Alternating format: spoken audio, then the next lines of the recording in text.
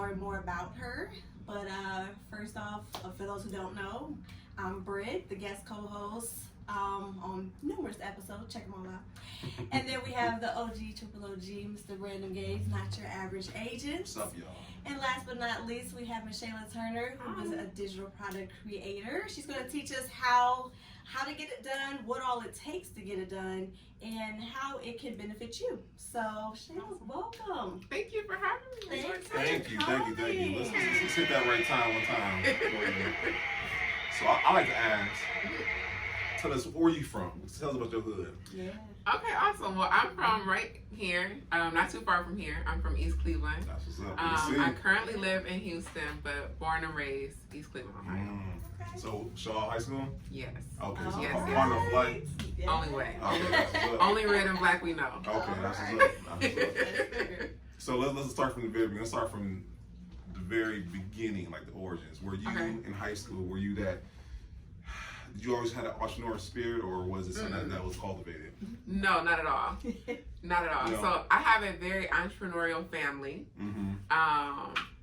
I, like my father, my uncles, all of my cousins. In fact, Tenora Edwards just did the award ceremony. Yeah. That's my cousin. Oh man, A get out of whole here. line of Wow. entrepreneurs. So I've always seen entrepreneurship, and I never wanted anything a part of it. It's just very stressful. So I was always a nonprofit type mind. High school, everything, I thought I wanted to be a lawyer. Yeah. Was really into that, and then I started to learn that I really loved policy and wanted to get into nonprofits. So I did that for a long time. Got my master's in public administration, and then got very tired of grant funding going out and losing my job. So entrepreneurship really just happened as me being a fed up mom and realizing I can't keep going through this cycle. I want to have more control of my income. Yeah. No, that makes sense. That makes sense. So definitely wasn't like this dream, like, you know, I'm gonna go right into this. Right. No.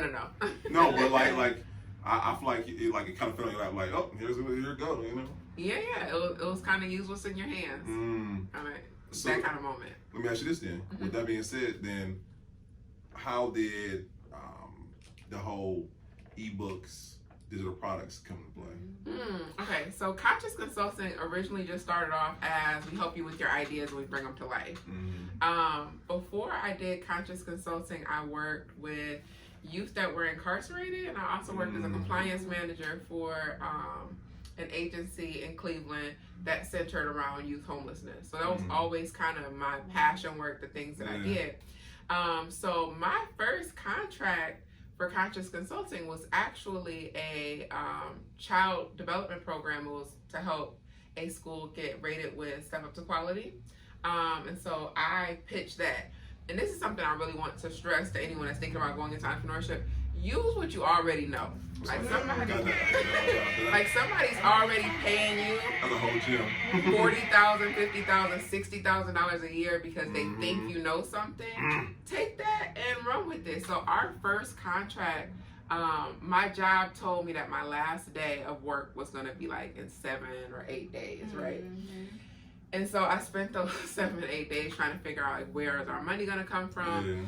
And at the time, I was really good at compliance. So I pitched that to another school who I knew wanted to be on a rated system. So I looked around like who has something that my skill set could benefit from. And so I pitched this idea of this company that wasn't registered, there wasn't anything. Like I hadn't filed.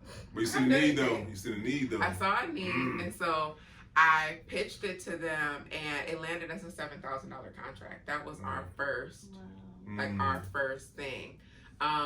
And it was really off of some arrogance because I didn't know if I could do it or not. Thank you for trusting me, but it happened. And we got it. And so because of that, it opened up the doors with a lot of other schools, a lot of opportunities. So in the beginning, I was working with schools and also working with individuals, kind of like project management style, helping to launch ideas. The ebooks didn't happen until 2018, and Conscious Consulting really rolled out in 2015. So you see it took some years for us to get to that point of really refining it down to ebooks. No, I got you. And so a couple things I got from that. I love how, once again, you so I know from experience, would you be like when, not saying you lose your job, but when, like I said, the fun run out for you guys. So Absolutely. you were like, you already in that mode, like, I got to do something, right? Yeah. But instead of, of course, probably was a little panic. It was a whole lot. There we go, right. Real calm now, But being back against the wall, you seen there was a need, and you took, like you said, I love how you said you took what you already had, and you was because we always think it has to be one thing or the other. right. Like, oh, well, I like to draw, so I need to immediately open this art studio. It's like, but somebody pays you $60,000 for accounting right now. Like, you could really just start with that, make enough money to fuel the other thing. The other biggest thing is I am not a passionpreneur. Like, that's just not my thing. I'm not passionate about, like, I don't wake up in the morning and be like, oh, ebook strategy. Like, that doesn't happen. And I think if more people realize you don't have to go with the thing that you're passionate about, a lot of times that's why people are broke, because they go with the thing they're passionate about. Wow. Like, go with the thing that's going to make you some money, and then you can fund your passion, your family can live comfortably, and you can live. Like, then you can go through that whole checklist of the million ideas that you have. But we get so stuck on that first one that we're broke and burnt out. We can't do anything else. So yeah, that's Shayla's. But for sure, just starting with what's that thing that you're really, really good at that has the greatest opportunity to make you money. So okay, I love how you said that. And like people like are I feel like when people tell me about, you know, real estate or whatnot, like I actually love real estate a lot. Yeah. But you know what I'm saying, I can talk real estate all day. But my thing, I love working with people, right? Yeah. I love helping people in that capacity. Absolutely. But some days it's not, you know, some days I don't want to bother nobody. I don't know. I don't want to. Right. So no, I feel you all the way though, and like with the pay the bills. I feel yeah, I mean that's a win-win. If you can find both, go ahead. Yeah. But I love how you said. I think at 136 episodes, the first time someone's come on and said that. Because you know everyone. Sorry, y'all. No. I love it. I love it because like you kept all the way real. Like most people want to act like they love what they do all the time. When you like. Yeah, and I think most people do really love and enjoy it. But passion is dangerous because it's why people make rash decisions in their business, why they don't take criticism. You know, it makes you irrational. It makes you hypersensitive. It's all of those things. And I just had recently put up a post about this, but the whole root of passion is trauma. If you think about anything you're passionate about, it's rooted in some type of traumatic experience that you've had in your life. Wow. And so for a lot of people, they're so attached to their businesses, like if it's their child or if it's their, you know, this thing, and it's not. It's a way for you to be able to feed your family. Like, it's not necessarily your family. And so those types of things get very dangerous, especially in our community. And we see it every time somebody sells their business or anything else. It's like everybody just so hurt. Like, how could they possibly create generational wealth for their family? Why would they do that? Like, you know, it's just this mindset that we have. And I think that that's because we believe that it has to be all or nothing. Like, I have to be super passionate about the thing that I do for a living. And I don't think that has to be the case. Oh, wait, till episode. Like that. But no, like I said, I love the contrast and perspectives. Because like I said, at 100 and something episodes, you the first one you said, and I love how I'm actually loving this right now. Because like you're saying, you know what I'm saying? Like, if you sell a business, it doesn't have to be the end. It doesn't have to be the end all be all. Who you are, your business don't have to be that way. Absolutely. And that's a contrast, because like I said, go on IG about you gotta love what you do, get up every morning and live, eat and breathe it or whatnot. No. You said, well, nah. I love it. No, listen, dude, no, I love it. But okay, so that being said, so with the ebooks, because like I remember in the pandemic, don't make fun of me, y'all. In my phone, I have 4 libraries of courses. I love it. 4. Now, I remember Neil Davis said this, and I thought it hurt my soul when he said it. He said the average person will buy a course and won't even open the book, or won't even open it up, or even use the very thing they got the course for, right? And I'm like, dang, how many courses I got that I never opened up? Yeah. But during the pandemic, I think that's what everyone's absorbing information like crazy, right? So would you say that's when were you already set up for just when the pandemic hit, you hit the peak of it, or where, or Or what? Or no? That's a good question. Okay. So I started with ebooks in 2018. Right before the pandemic. Yeah, but I didn't start it for anyone else. I started it for myself. So going back to the whole thing that you're passionate about, people that have been following me know my craziness a little bit. But so I told you all before I started with Conscious Consulting, I was really passionate about working with youth that were incarcerated. Yeah. The part I didn't mention was that I took on judicial custody of 5 of those youth that I worked with. Oh, wow. So God bless outside of me working with, starting up my business, I was full-time mentor mode, navigating these young men who were transitioning out of juvenile facilities. So in that time, I'm going through all types of stuff, and one of my mentees had actually been accused of a murder. It was a really, really horrible case. So 2018 was our like peak year. You know how like, you want to have this year where you like booked and busy. Yeah. And that was that year, right? Yeah. Whew. So what I didn't know is you could be booked, busy, and broke. So that was also that year. That was also that year. We were getting a lot of visibility, but my pricing was all wrong. My systems were, it was just everything was all wrong. And mentally, I was working with these kids, right? So this young man in particular got sentenced to 21 years in August, and I checked out. Yeah. So like from August to November, I could not tell you who I was or where I was because my brain was gone. So finally by around like Thanksgiving, I just had a complete mental breakdown. And a part that I really wish I understood was how much your business dies when you check out, right? I'm sorry. So for me, I disappeared for weeks. That means I disappeared on clients. I had bad, I didn't communicate with anybody. I just checked out.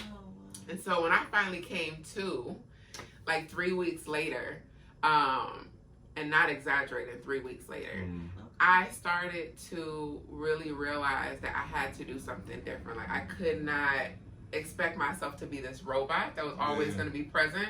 I needed something that could generate money when I wasn't present. So I got to researching, and that is when I decided, let me give ebooks a shot. So I rolled out our first ebook in December of 2018. And so from there, it was slow at first, but it started to pick up. And so I reached out to one of my friends who's actually a hairstylist. So shout out to the hair group because she was the first person to trust me to do this for herself. But I was like, hey, I think this could be dope for you, especially with your following. And she cleared over $180,000 in the first year. I'm sorry. So after that, I was like, oh, we cooking with something. And so from then, I just kept studying it and studying it and studying it, and I got knee deep in like Pinterest groups and licensing templates from amazing women that were already creating them, and just really studying a lot of people who were already doing this. And yeah, we've just been rolling ever since. And I started realizing that more than people needed me to help them structure out their ideas, they needed a way to make money and have time. Like that solves everything. Because it's one or the other. It's like I don't have time to do this right now, or I don't have the capital to do this right now. So if you have a way to be able to generate both, then that was just a whole cheat code. So we just dropped everything and tunnel vision into it. And so now the place that we are in terms of ebooks is helping other people to be able to create their own, and really moving away from direct service. And also being able to show people that you can have a business that's 100% digital products, like what we're doing, and be able to live your life off of income that's being made in the background. That is a lovely thing. Yeah. So, in the middle of crisis, gotta be doing some amazing things. But that's how we came into ebooks. And I love how you said, because like, especially when you when your business is a service-based business, and like you said, when you don't work, your business doesn't work, right? And I love how you said it, because I'm like, dang, you ain't never lied. There's no days off. Well, no days off. Of course, you got a schedule, but you're right, like you're always on. It's never a time where you can, if you need to take time off. Oh, wow. And I love how you said broke I'm sorry, you said book, busy, and broke. Yeah, that's definitely. That was the season. That was what 2018 was. Anybody didn't know me, know that was heavy this season. Book, busy, and broke. Well, and then on top of it, you said license. Like, I didn't realize, like, you can license out that joint if you need. Oh my goodness, I didn't even think about that. That's a whole gem right there. Yeah. Ebooks. So ebooks can do a lot of amazing things. Like, okay, so same thing with those same mentees. One of my mentees, I've been working with him now for 9 years. He just got released last Sunday, which is why I'm in Cleveland. Yes. And so he now has apartment, all of his stuff. Like, he has everything set up to be just fine. And that money comes from digital products. And so it's like, if I were to have went straight into, I want to start a business or a nonprofit that helps youth to X, Y, and Z, I would have been drowning in trying to figure out grants or anything else. Whereas we can generate ebook revenue that can clear $10K in a month. Yeah. And put that towards lawyers or put that towards apartments or furniture or helping someone to be able to reentry. So it's just so many things that you can do and fund your passion if your business is generating money. So time out, because you just blew my mind right here. I've been doing it very wrong. Because I love how you think it's like people, none against grants, none against none of that. Yeah. But the fact that you're able to generate that type of revenue off of digital product, I think is phenomenal. So it's interesting because when we think about how to get money, and absolutely nonprofits is reasons you should do it, it's tax reasons, all of that. And I'm not the expert on that, so please do not take any of this as advice. Absolutely. But I say that to say, when you live in cities that are deserts, everybody asking for the same water. Like everybody is. And that's what's happening in Cleveland, especially when it comes to youth programming. So it's like everyone is pulling from that same money, where you can decide to create a digital product and pitch that product or license that product to the county or to the state. You can clear thousands off of one sale and then go do what you want to do in a community. Okay. All right, you not my mind going. So, let's get specific here, because absolutely, maybe someone's watching right now. They're like, "Well, I know how to braid hair, or I know how to." All right, perfect. Give me a profession. Give me an example. Yeah, I'll give you something obscene. I got you. Right? I like to catch butterflies on the weekends. All right, awesome. So if you catch butterflies, okay, so it's anybody that catches butterflies on the weekend, you can take that information that you know about catching butterflies, what type of butterflies, how to be able to study them, how to be able to cultivate them, right? Sell it to a place that needs that information, maybe a research facility, maybe a botany program, maybe a garden, maybe you can sell it directly to the botanical gardens. But think about what is a place that studies this information and that can benefit from their staff knowing this information that you know. You can create a whole onboarding concept for other butterfly catchers, right? And now you can license it to them and be able to make thousands of dollars per sale off of that.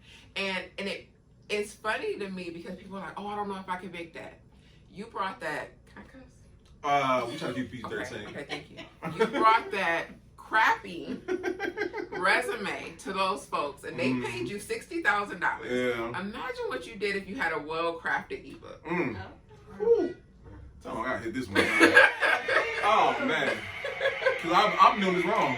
I know it all. Well, see, the problem is we see other people's strategies of what they do, right? And so it's like, oh, okay, this person had a $5 ebook and they made $20,000, and it's like, damn, what's wrong with me? Well, well, you don't have that audience. Like, I don't have that audience. So I always tell people all the time, if you don't see me promote ebooks on Instagram.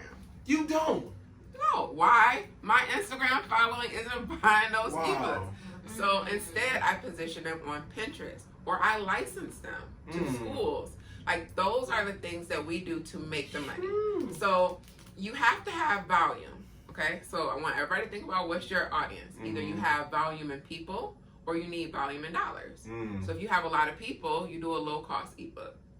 If you don't have a lot of people, but you specialize in something, then go directly for licensing.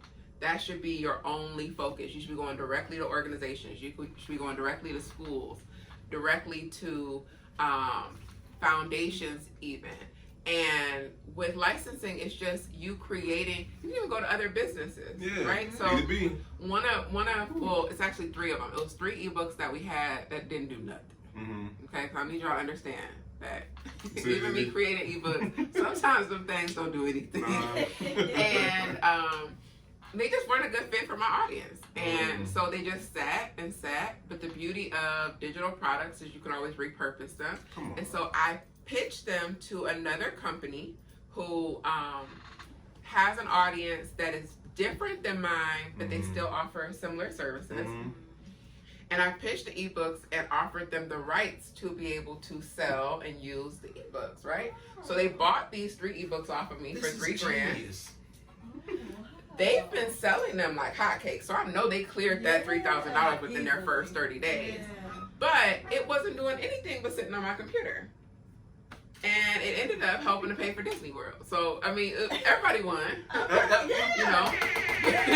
So that's the ebooks and digital products are our new currency. Yes. And the more that entrepreneurs understand it, because I see a lot of people like, oh, well, everybody's doing those, yada, yada, yada. It's a reason why everybody's getting into it, because they're making money from it. People want to learn. Like, we're moving away from college, really. Like, we're learning, like you were talking about before. You said podcasting is your university, right? Like, this is how we're learning information and how we're passing it on to other people. And so if you're able to contribute to that, you've got a benefit, because the internet being so oversaturated, like there's a million chili recipes, right? But it's a reason why people still profit from having their chili recipe on there, because people want to know, how do you do it from start to finish, right? So if you have a methodology or any of that, and you're able to put it inside of an ebook and be able to sell it, you've got money that's just sitting there. You done blew my mind tonight. Ebooks on the way. Yes, roll them out, roll them out. I tell everybody, my son is 10, right? Yeah. And he is not a social media kid, because I fight people in real life. Yes, I'm not. I can take crazy talk on Conscious Consulting page, but if somebody was to comment on my baby stuff, I would just, like, I would have to pull up on you. Yeah, so because of that, he's not on social media. But his ebooks do really well, and that's because we sell them directly. We license and sell them directly to schools. And so, you know, if this is something that my 10-year-old is able to do, like, come on, y'all can do anything with it. You could turn it into, like, we're right now working and turning his ebook into a curriculum. So now it can make even more dollars. But before, last year, it cleared $20,000. I am doing something wrong. I'm saying that because this is coming from someone who didn't have savings, didn't have these things, right? And really didn't know a lot about how I was going to be able to start to generate revenue in that type of capacity. But now we're working with a 2-income household, and the kid is in the 4th grade. So you are able to generate out as much as you want by just learning the skill of ebooks. And so that's really why we started to do our ebook course, is to be able to teach people the skill of taking that information and putting it into an ebook format. Okay. Wow. Man, exactly. All right, I know you can't give us the whole game. You know what I'm saying? I'm gonna give you as much as you need. Okay. So let's say I have an ebook and I want to license it to I don't know, my butterfly book is going. You know, how do I approach somebody about licensing out that joint? Can't sell your home and tired of carrying that load? Drop the house. Gutter Properties will buy your house as is with offers up to $300,000. Need serious repairs, liens, taxes, or judgments? We'll work through your unique situation to get that house off your back. During your free, no-obligation appraisal, we maintain social distancing and take every precaution to ensure your experience is safe. Drop the house. Gutter Properties. Call us or visit gutterproperties.com today. So the key to ebook success, okay? So I'm gonna give y'all this for free. Y'all getting it Come for on free. now, come on, y'all. And this has to do with marketing. So if you're somebody that's watching this and you're like, well, I have this ebook, how do I market it? Like, how do I put it in front of people? If you have created, and this quote, and I'm trying to think of his name, and it's gonna come to me. oh my goodness, I'm forgetting this man's name, and I hate to not be able to quote somebody right, but this concept. Have you ever seen the show? And I can't think of the show's name, where it's like he makes $1 million in 100 days or something like that, or they have 100 days to make $1 million. Grant Cardone. Yeah, but it was before Grant Cardone, the guy that started it. I know you're talking about, but I can't remember the name either. Okay, well, no, when I was watching the show, this is where the thought had came from. But nonetheless, if you create a product and you don't know how to market it, it was created wrong. I'm sorry. It was created wrong. Yeah. Like, just go ahead and scrap it, start at the drawing board. Because we create things all the time as entrepreneurs because our egos are ridiculous and because our passion is skewed. Yeah. We create products that no one asked for. Like, nobody asked for it. You don't know who needs it. You don't know who's looking for it, right? Yeah.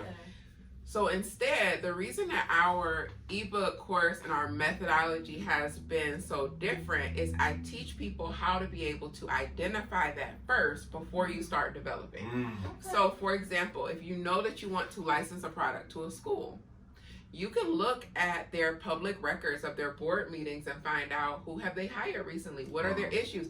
You can tell a school that's struggling with bullying, a school that's struggling with attendance, based off of one, what's on their homepage, what do they focus on, what are they constantly talking about in their parent newsletters. 9 times out of 10, that's the problem. Because these are things that the state is actively saying, hey, you need help with, right? So if a state is rating them a certain way with attendance, and you know that this is a problem, but you know how to increase attendance for that school, right. Now you can say, okay, I know what I'm going to create, and now I know exactly who to pitch it to and what to say to them because I'm saving them time and energy. It goes the same way with everything else. Now, here's the trouble. A lot of you heard that, and you're going to go and ask your audience what they want. That's not who I'm talking about. The reason I'm not talking about them is my favorite quote, and I don't know if he said this or not, if this is one of those memes that was floating around that I'm just going to pass on misinformation.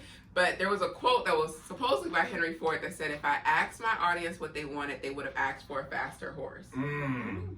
If they've never seen that technology, if you've never launched an ebook before, don't ask them anything. That's not who's going to buy it 9 times out of 10. That's good.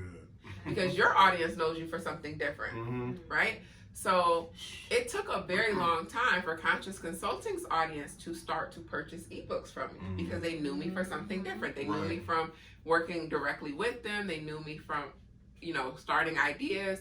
That was the space that they knew me. So instead I positioned on platforms like Pinterest. I went to the places where people were asking for that information. Platforms like Quora. If you're not on Quora, it's a question-based social media platform. We generate a lot of leads off of that. Quora. Pinterest, another great one. It's a search engine. You don't have to worry about an algorithm. It's literally SEO.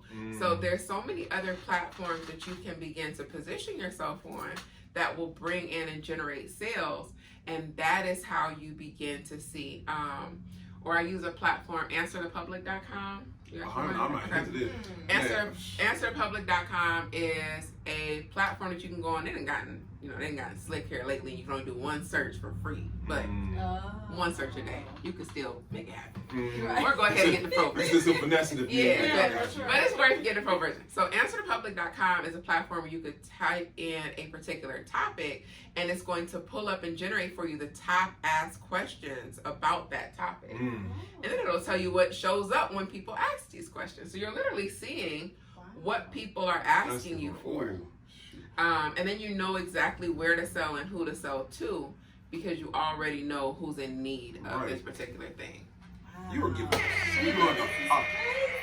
thank you. You giving a master class tonight. I gotta rewatch this episode myself. Man, who you telling? And I hope y'all right, y'all taking y'all notes because you giving some real gems tonight. I'm over here plotting I'm about to be on another night. What y'all need? Oh, I got you. Yeah, it's a lot of money to be made in digital products for sure. And the biggest benefit is somebody pays for it, it downloads, and you're done. You're done. You're done. And shoot, they might not even open it up. I got to decide. I got some courses. I'll probably Yeah, have open up yet. absolutely. And some people aren't going to read it, and I know that like blows people's mind. But it's no different than you meeting with someone and them not applying the information. Some people just don't execute right away. I'm sorry. Like that's just the reality. Reality of it all, right? That's just the reality of it. But that money's real. Yeah. Okay. So, so what was the first step? I have an idea, or I done what you did. I went to the forums. I checked out, see what was needed to be done. What are the first things I needed to do to start getting ebooks? Should I start voice noting myself? Was that like come with certain concepts, or should I have a ghostwriter? I don't know. What are some things you recommend I should do start off? Absolutely. So the first step is take our ebook course. Okay, that's the first step. First step is before you do anything, before you look up anything, take our ebook course. And not even me being funny or anything else. I created an ebook course that's called the One Day Ebook, and it's literally something you can get done in 24 hours. It's for everybody whose brain is like mine, that you are going all over the place, because the key to getting the ebook done is making quick decisions. Like, that's really the reason why people don't have money in entrepreneurship. I'm convinced. Is because you don't know how to make a decision. Like you very indecisive. I had somebody ask me here recently, why did I like my hair? Because my hair was taking up too much of my decision time. I loved my big hair. Like, loved it, was obsessed. But it was taking up too much time making decisions, and I need that time somewhere else. Yeah. And you have to get that laser focused. Like, Steve Jobs wears the same outfit every day to cut down on decision making. Like, this is why people do that. Like, I'm gonna start walking around like a cartoon character in a full uniform, because this is what helps us to make quicker decisions, right? And so when you're creating an ebook, a lot of times you keep second guessing stuff, and you're like, oh, what about this? What about that? Oh, I need to put this color, I need to do that. So what the course does is it breaks down each individual part and shortens your process so that you have to make a quick decision before you move on to the next one. So the very first thing that you're going to want to do is you're going to want to build out your outline. So before you research, you need to have a shell. Otherwise, you just kind of looking everywhere, you pulling all types of stuff. You need to have your shell, your initial framework. And the way that I base that around how you're building your outline is focus on one result, right? So if you're a fitness trainer, you don't need to create a guide on nutrition and workouts. Pick one thing you want them to know and understand. Because then people are going to get to that result. But if you got a bunch of things, then they don't know what result they were supposed to get to, and it becomes information overload. So by focusing on one result and building out that outline, you can then get to the next part, which is then the research. No, listen, I'm about to say, because I know you can't get the course. By the way, we'll have it shown. We'll have it shown so y'all can grab it, because I'm going to get it. Yeah, no, facts. Because the fact you get it done in 1 day, you absolutely right. I read the ebook. I promise that joint took me 3 months to do. Because like you said, you're absolutely right. No, it takes me a long time to write other people's ebooks, and it's because I get to overthinking, right? Absolutely. And that's a reality of it. But now for myself, the fastest I've ever written an ebook was 12 hours from my phone. Right? That ebook made $2,000 in 2 days. But I'm gonna tell you why. Make an ebook, Brittany. I had a housing deposit due. Like, I had to pay this deposit for this house. We had moved to Houston. It was just it was crazy. And PayPal had held all my money. Right? And I wish I could tell you I had some nest egg of savings, but I did not. Check my reels. I moved to Houston with $200. It was not some smart move. It was all faith. But God is good though, you know what I'm saying? Listen, that's a whole nother shout break. But I said that to say I created that ebook because I needed to hurry up and get this information out. Like, I needed to be able to generate revenue. And it made me realize, and I think about how many entrepreneurs are having this emergency on Monday that they need to resolve by Friday, and they don't know how to inject cash into their businesses and cannot afford inventory, because that's a real thing. Like, if I don't have the money, I can't pay for the things that make me money. But your knowledge should be making you the most amount of money, and that is like your biggest superpower as an entrepreneur. And every entrepreneur has something, whether it's your story, whether it's your method, maybe it's your templates to how you do stuff, right? Like, Like you in real estate, I'm sure there's plenty of templates or verbiage or, email templates that you can provide people with that other people that are in your space would be like, oh, I would pay for that, right? And so we're sitting on all of this information, and if we knew how to package it, which that's all digital products is packaging, knew how to package it, we can start to inject capital into our businesses faster. And so that's the purpose of the course, is to teach people how to be able to inject it faster. There's plenty of things you can learn about ebooks, right? Like there's so many things, so many different platforms, but you don't need all that information. You just need to start making money from them first. Yeah. Like a lot of people ask me, okay, well, is the course going to teach me how to make funnels? No. Is the course going to teach me how to do? No. The course is going to teach you how to make money from that ebook. You can then take that money and do whatever else you want with it. Yeah. Right. But before I ever paid for a higher end system, we were already making $5,000 a month from ebooks. So you don't have to jump straight into the funnels, that all of this stuff that you see everybody talking about on Instagram. Just start making your money first, and then once you're making the money that justifies it, then you can pay for these $300, $400 systems. Right.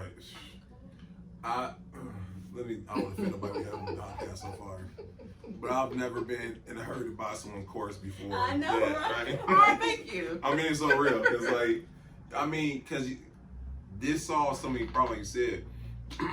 And I'm not knocking anybody who has like a business where inventory is needed, but if you don't have, like you said, you don't have like the inventory, you can't supply the order. That's a big problem. You know what I'm saying? This is digital.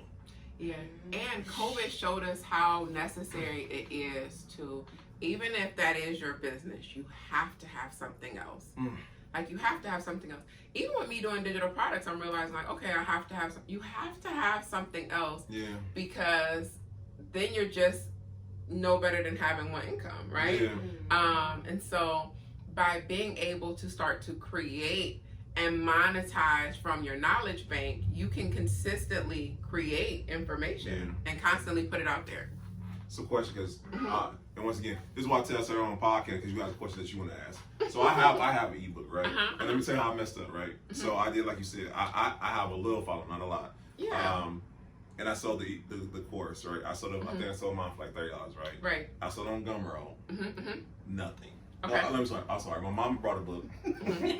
No, shout out to my mom. Shout out to mom. My mom is holding me down. She And- be buying stuff. No, exactly. Like, you know what I'm Appreciate saying? No, facts, right?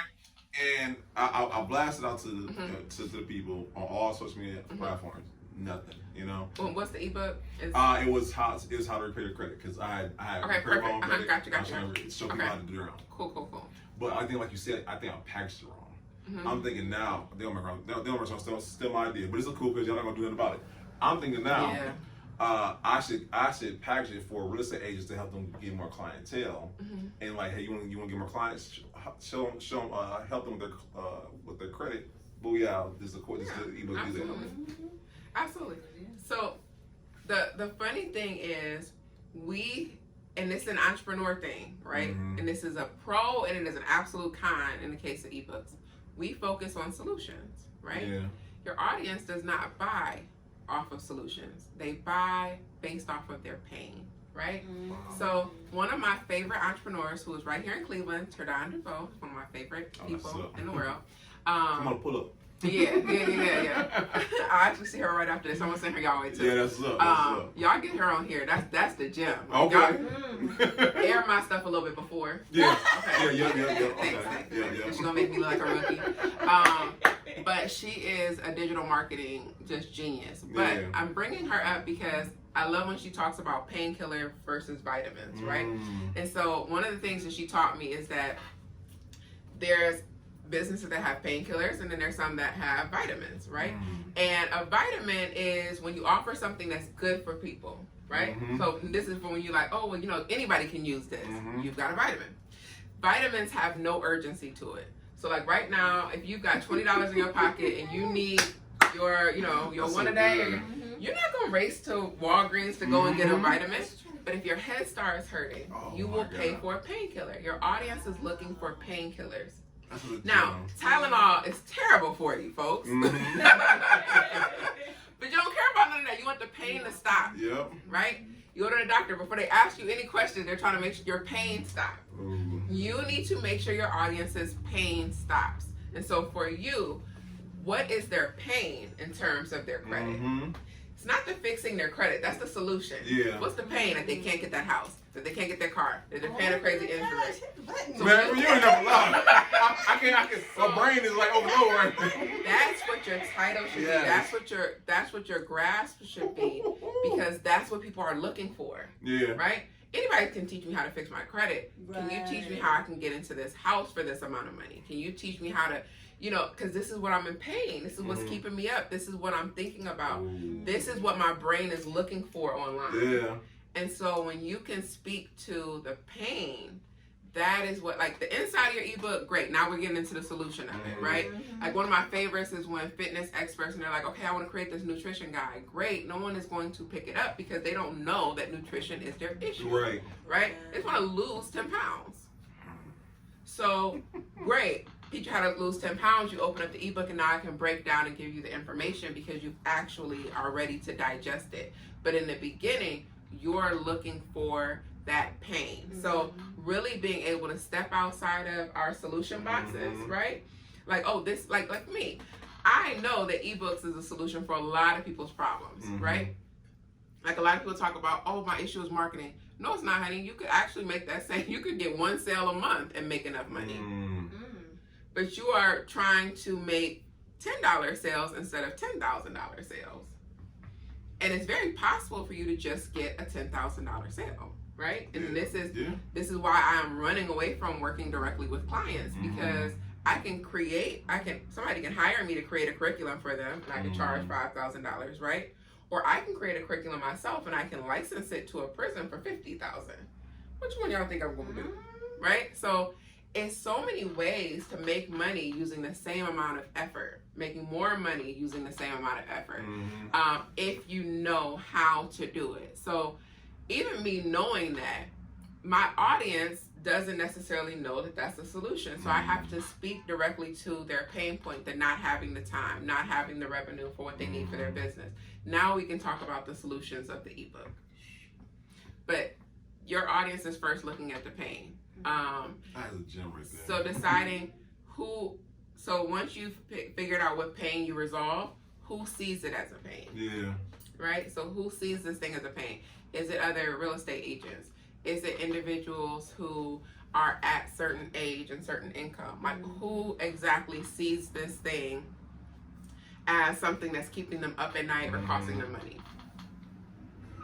So you just changed the game with that. she ain't never lied. I've never been so eager to buy a course in my life. I'm mine is tonight. Because that is, man. It makes sense. It does make sense, and like you said, and if you want to diverse, because if you're already not saying expert, but if you're skilled at a certain thing, it is diversifying on your skill set and how you gonna get revenue. I think it is brilliant. Yeah, it is brilliant. And I hope y'all take your notes, because I can't say it's, well, let me look at it back. Of course, every episode we're learning something new, but personally for me, I'm gonna be real. You know what I'm saying? I'm learning a lot, so I hope y'all are too. And whatnot. Yeah. So, like I said, we'll have that in the show notes. Y'all make sure to get that. So we talk about the past, we talk about the present, talk about the future. What is next up for you? What do you have coming up? Ooh.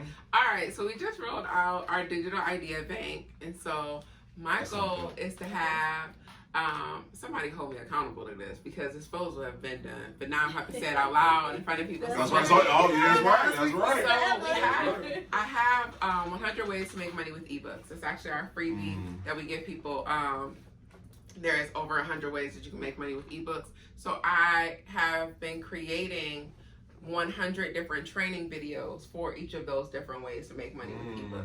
So Digital Idea Bank is going to house over 100 digital products, and that is going to be Conscious Consulting's library for digital offers. So that that is what's next, and just doubling down on mommy time. Like I am full-time stay-at-home mom, and I love it. And so my goal is to be able to get back into that space and allow digital products to thrive. And be able to just take dope trips with my son and let the money grow. No, that's dope. That's great. So, will you ever have a conference? Cause you need to have like a conference, just like a digital product conference. I will be in the front row. No, you never lie. Cause cause I just love how you said it. Cause like the fact that she, you know what I'm saying. People preach you can do this, you can do that to instill live a life or whatnot, but you're actually doing it.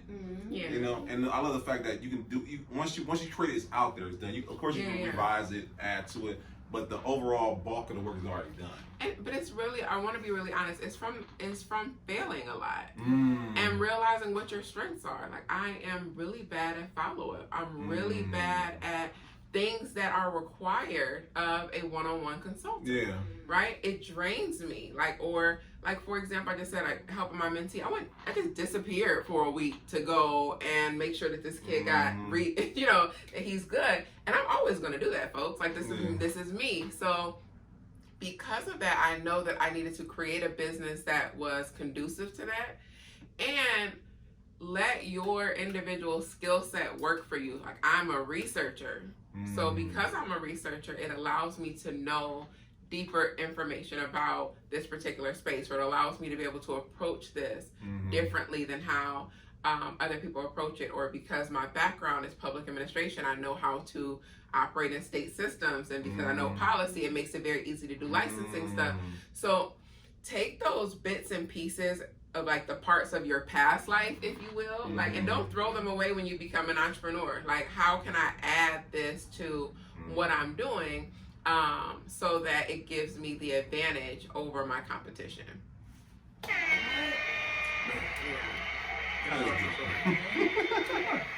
Okay, so let's get to the nitty gritty, get to the core questions. And we'll ask you questions that we have asked every guest thus far. Okay? Ooh. Yeah, I know, right? Just about everything. Yeah, it's just about everybody, right? But I love these questions, okay? So, and yours is gonna be, I'm gonna tweak yours for this one, okay? Because you live in Cleveland, but you're now residing in Houston. Yes. And I'm talking about off camera. I want to talk about it, on camera. Yeah. As we know, the reason why I started this podcast is, I've probably said it many times, is that we want to change the narrative or the stigma that Cleveland has. That we don't sit together, we don't collaborate or whatnot. For you, would you say that Cleveland versus Houston, the atmosphere is kind of different when it comes to collaborating? Y'all know I'm always gonna ride for Cleveland. But it's so different. It's different. And I think there's a lot of reasons why that is. Okay, so let me kind of try and sugarcoat this. But the unsugarcoated version is, yes, it's a lot different. One, I think it's different because I'm an outsider there. Just like people that are outsiders come here and we see it, right? They flourish because there's like this newness, like this shininess to it. But I really had a lot of success here, right? So I didn't leave at all because I felt like I wasn't having success here. My reasoning for leaving was because of what my moods were doing in the winter. Right? Wow. So it was completely personal. Wow. And I was really feeling traumatized dealing with all of this stuff with my mentees and driving through Cleveland. Yeah. It was very triggering. So the seasonal stuff was really, really hard for me. So in that whole time of me coming out of that time, I went to Houston, actually did a business tour and went down to Houston for the first time and was like, whoop, this is it. I'm out. Like, I love this. It was 70 degrees and Christmas time. I'm like, nah. So that was why I moved. So definitely you going to a place that allows you to mentally thrive and get what you need is important. I also work a lot harder because I don't have the comfort of Cleveland. We get very comfortable in our home space because like I know the people, I know this, yada yada yada. We get real lazy, and I was getting really lazy. Houston kicked that out of me. And Cleveland people work way harder than anybody else. Our grit is different. So I feel like us going to another city, especially a city in the South, it allows you to be able to really thrive because we are from a scarcity city, right? One of the things that in my research craziness, right, I was very intentional about what city we moved to because I wanted to know where I would be able to thrive as a consultant of entrepreneurs. So anybody that's working with other entrepreneurs, this is very important. focus on cities that have a thriving job market. The better the job market, the better the entrepreneurs, because the money is circulating and people are more likely to go into and try entrepreneurship if they know they can go back into the workforce. Cleveland is not that city. If you aren't in medical or you aren't in tech, you aren't in certain things, it is very hard for you to get your ideal job. And so having scarcity in your city in, as far as work really does impact the world of entrepreneurship a lot.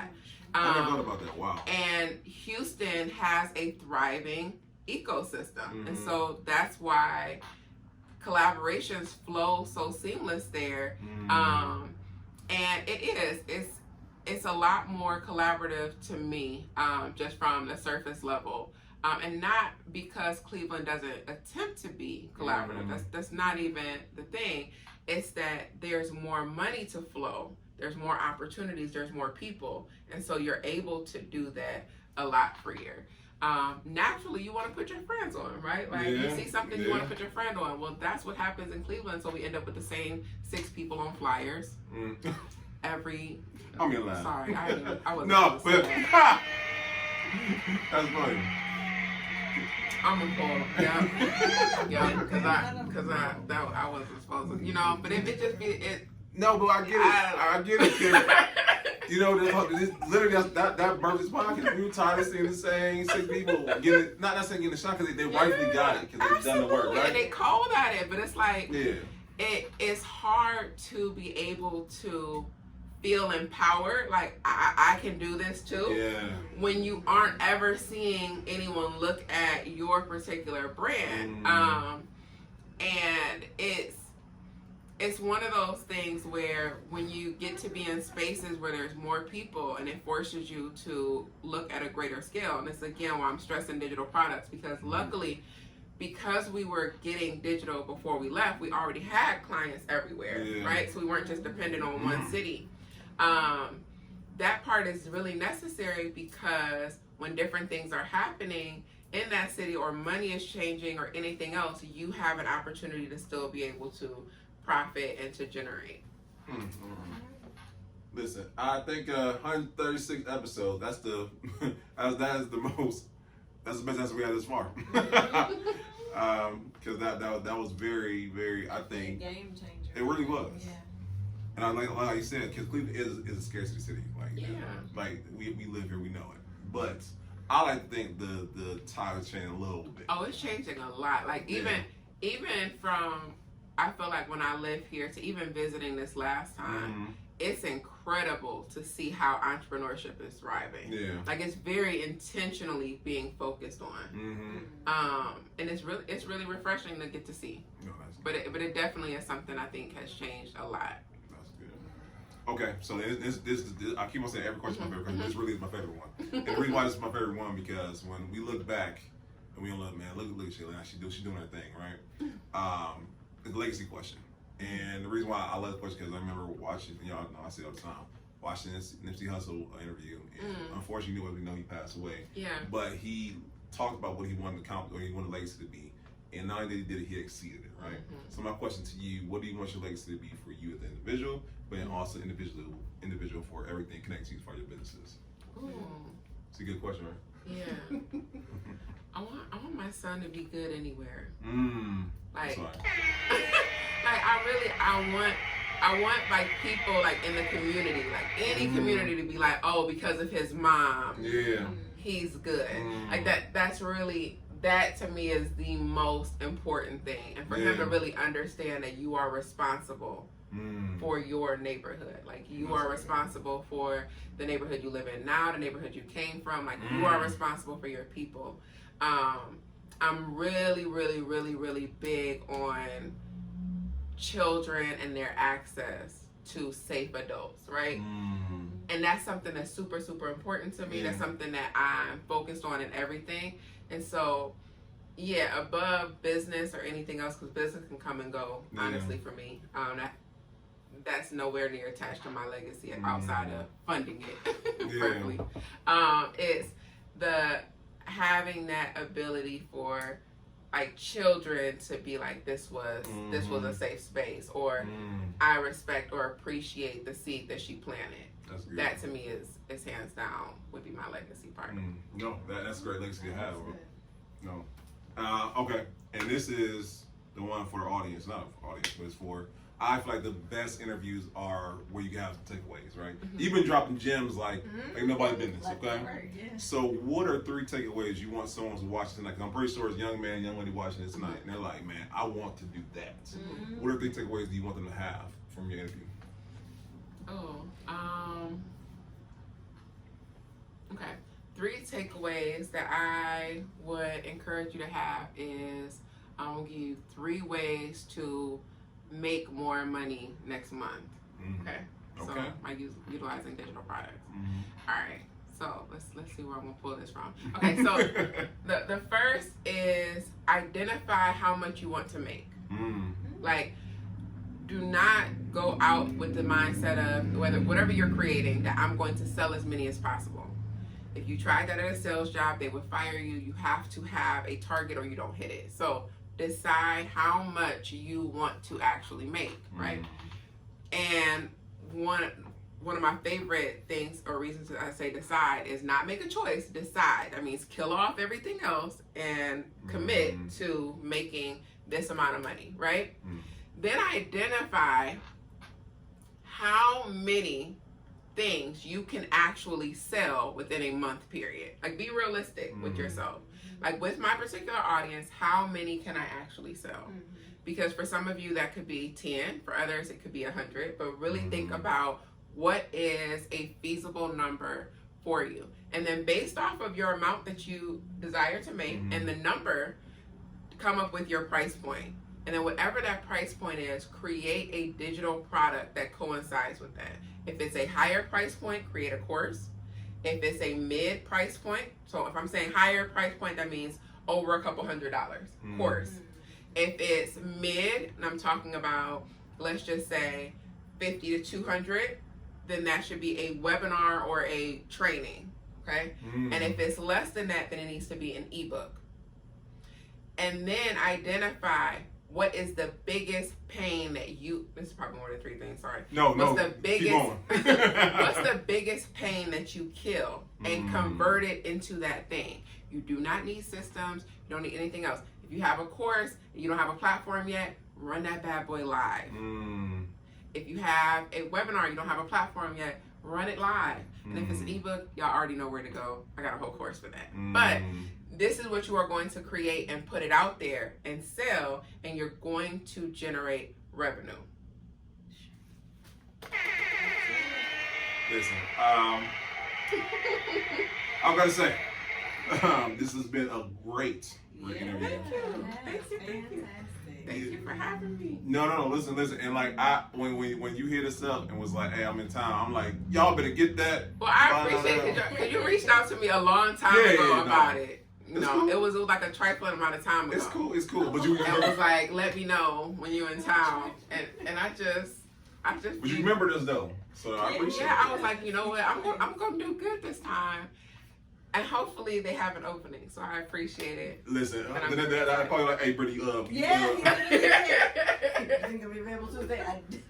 I'm gonna take advantage of this offer. I appreciate it. I appreciate y'all adjusting, because I know I let you know real last minute. They're probably like, what, Saturday? No, it's cool. Listen, I knew it was gonna be a good one. You have not disappointed at all, by the way. Awesome. I appreciate it for sure. Yeah, no, so lastly, where can people reach out to you? Where can people get that course though? Absolutely. If you go to @Conscious Consulting on Instagram, all of our links are right there inside of our bio. You can check out all of our reels, all of the reviews of all 300 some odd people who have taken this course. If you've taken a course and you haven't left a review, holla at me, let me know. But definitely check out the link. It is the first link in that bio that's going to walk you through accessing our 1-day ebook course. Hey, listen, y'all. If y'all don't buy, I'm gonna mess around and buy them all. I can't do that. It's a product. But y'all get what I'm saying, though. I encourage you guys to get it, because I'm getting it tonight. Listen, we thank you so much. Yes. And part 2, we might do it from Houston. No, we gonna do it in Houston. Come on We're gonna pull up nationally, y'all. You know. But no, we thank you so much for coming on tonight. Thank you for having me. Thank you. So, next up, we gotta pay some bills, right? Guys, so like she said, we have a course per se. We're going to teach you how to create your own podcast, guys.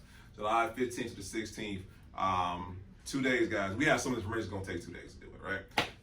But we're literally taking you from conception to actual systems to how to monetize that joint. Guys, YouTube literally lowered the bar for you to monetize your YouTube now. So what is your excuse now?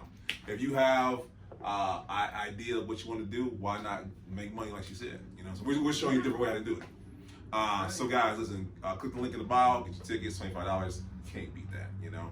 I really think we're not saying we're not doing this service to ourselves, but we want to make sure that the information is accessible to you. $20, that's a movie ticket to you for you and your kid, okay? So why don't you just learn something great for yourself and for your business? Because just like websites were a thing for your business in the past, just like social media is, I believe podcast is the way of the future to make it so that you are, if you're expert in your field or you want to be authority in your field, you want to separate yourself from the rest of people in your field. Create your own podcast. And it's a great way to create content also. Next, September 23rd, guys, come to the cookout. No, I'm saying not the cookout. It is a beer and wine festival, first annual at Kane Park. 2U Wines, Nakia, she is putting together the best, the greatest beer and wine festival. Black, you got your own wine, you got your own beer. Please don't be a vendor, but we'll have a good time. It's going to be great drinks, music, we getting lit. So come on through, okay? September 23rd, y'all. So, am I forgetting anything? You got the key components. Okay, cool. Guys, this is episode 137. It's been a great one. And last, I want to thank you. Yeah, you watching this. Because, and listen to it if you listen to it. Because you guys have made it so, this is episode 137. 137 episodes, y'all have been rocking. The viewers keep watching. They keep going up, by the way. So thank y'all. And y'all keep sharing and locking. Y'all make it worthwhile. So we can't thank y'all enough. So you are the real MVP of this thing right here, okay? So until next time, guys. Peace. Thank you.